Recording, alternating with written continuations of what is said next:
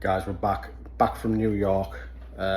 Just had a shower, had a 10-hour sleep. We travelled out. I worked it out. I travelled 19 hours without sleep. So I got up on the morning from New York. We were getting up at like 5 in the morning. Got up the last day. Went out and done our sightseeing that we were doing. I might try and get a little video clip and show you the steps that we were doing through the days. I think we done like first day 30,000, 32,000, next day 34,000 steps, next day like 27,000 steps, the next day like 29,000 steps, next day 25. It was bang bang bang all the way, you know, every single day, just walking. Surprisingly, I've actually put weight on. So I was 13, 12 before I went, I think it was, and I'm bang on 14 stone now. So what's that? How many pounds is in a stone? Is it 14? So I've put a couple of pound on. The reason I've put a couple of pound on is because I just ate fast food out there. Now what we done is every single morning we had a McDonald's breakfast. The breakfasts were pretty good. They were pretty good. Overall, the fast food over there, I wasn't really impressed with it. The fast food over here in the UK is actually better quality. The McMuffins, breakfast McMuffins, McDonald's ones, the McMuffin itself, it was good quality, but the ones over here in the UK are actually better. The bread's better quality, which makes the difference. The pancakes, they're very, it's a tough one, the evens basically, but they do give you a better packaging for your pancakes. I will get pancakes and a McMuffin and a hash brown. That is like my best breakfast. I love it, absolutely love it, but it's so bad for you. Fast food is so bad for you, and I think that is the last bit of fast food that I was having, but I'll explain why I had it. The reason I had it is because there's nothing really else to eat. Now, if I tried and I searched, I could have found some healthier options, but I didn't know New York. There was enough walking as it was to go and see all the sights without walking miles extra to find something healthy to eat. Literally on every single corner, you've got McDonald's, then you had like Chick-fil-A, then you had Popeyes. We didn't actually have a Popeyes. I wanted to try it, but I didn't get around to doing it. But yeah, we had every morning McDonald's, and that's the reason why I didn't eat anything healthy. We did have like this noodle thing, which was okay, very expensive. You know, the food over there is very expensive. The fast food is probably just a little bit more expensive than over here. So let's say you pay about £8 for a meal. Over here, you may be paying about £9 or something, £10 for a meal over there. That's what it probably works out at. But yeah, the fast food over there is just everywhere. So that's my excuse, you know, for eating it. I didn't want to eat it, but it was convenient, and just didn't have the time to go and search. And to be honest with you, the restaurants over there, if you were to go in and have a meal, something like, you know, rack of ribs or whatever, they always want a big tip, and it's just so much more expensive than the fast food. So to eat relatively cheaply, and it's still expensive, you know, the fast food is the way to go. I'm just gonna let my dog in. Taking her to the vet today. She needs her glands done. And she needs a little checkup on her Cushing's disease that she's got. Are you coming in? Are we? She's a bugger. She won't come in. Sometimes she tries to come in and then she'll just stand there, like, and she won't come in. All right, I'll see you in 5 minutes. So my physique has took a hit. I can definitely see that in the mirror. You know, after that trip, when I'd done Christmas, a full month, my physique was looking really good before I went. I didn't do my chest exercises. My chest is still pumped. I can still feel the muscle there, so I haven't lost much muscle, but I have, the physique is definitely took a hit. I can see in the mirror, the belly's a bit bigger. and like I say, I put a couple of pound on, which I was shocked at because of all the walking I was doing. I was like, surely I can't have put weight on. But it just goes to show you how much fat is actually in them breakfasts in McDonald's. And then obviously the you know, I'll put a little clip on and show you what we had, you know, food wise.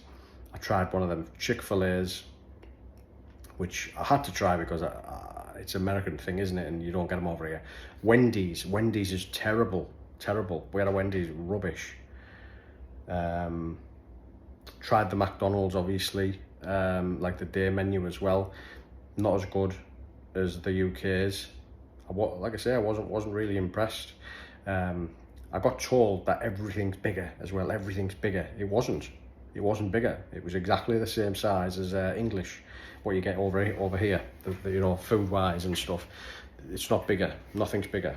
I was expecting to see a lot of fat people walking around as well, because everyone says it's the big. Not in New York, they're not.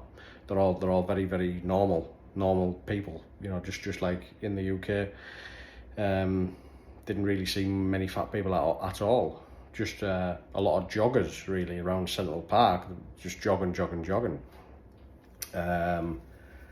We got into a few little scrapes. There's crazies over there, crazies, and I mean there's a lot of crazy people. They are around the bend, a lot of them, you know. There's obviously a lot of drug takers, and that's the main cause of why they are the way they are. So you've got the first half an hour or 10 minutes even, we walked out of the New Yorker hotel, went down the strip first time, and like there was like black people talking to themselves, you know, shouting hell and abuse. There was no one there. He was just talking. I don't know whether he thought someone was there. We didn't know who he was talking to, but he was like hell and abuse. Like, hey man, you're taking my stuff. Fucking leave my stuff. That's mine. You know, like, who was he talking to? Like, no one there, you know. That was a first thing. But then we quickly realised that they're on every street corner, these people, crazies. We were watching the news on the morning time, you know, the New York news. You could just switch it on your telly. And they were like fixing barriers. That's what they're doing at the moment over there on the underground. They're fixing these yellow barriers because the crazies, that's what they call them over there, the crazies, these people who talk to themselves. I'll try and show you a clip of one of these crazies. I tried to get a little video clip. I didn't want to be rude and take a full video of him, but he was like, I think he was doing imaginary sex in the street to an imaginary being. And anyway, I'll try and show you that clip if I can. But these crazies, they're pushing people on the tracks, on the underground. They're pushing them and obviously killing people. So they're trying to stop that from happening, of course. So yeah, crazies, that's what they call them. They're trying to get them stop killing people.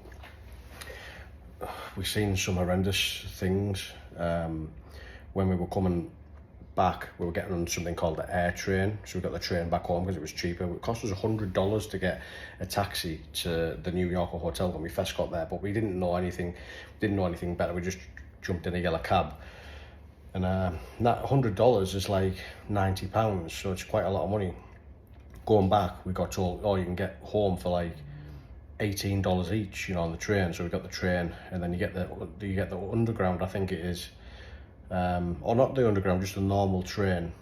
It felt like I was in the movie Ghost, you know, when he get off my train. That's exactly what it looked like. So anyway, you get on the train and takes you to this other place, and then you get on something called the air train. I think it's called the air train. Takes you to the airport. And as we were going in there, it was awful. There was a man with no legs in a wheelchair, drunk. They must have given him drink, and there was two other people. One that was outside him, the other one was laid on his back in his own feces and piss, passed out again. And there was another lass on his right or his left, and she was like semi-conscious, but she was asking for money.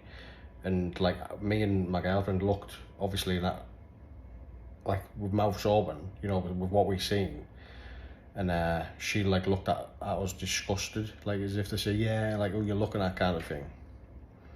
And then she said, can you help the homeless, rather than have a go at us, because she, you know, she was gonna like, it was either she was gonna say, oh, you're looking at, like that, which wasn't our fault, you know, we weren't trying to be rude, obviously.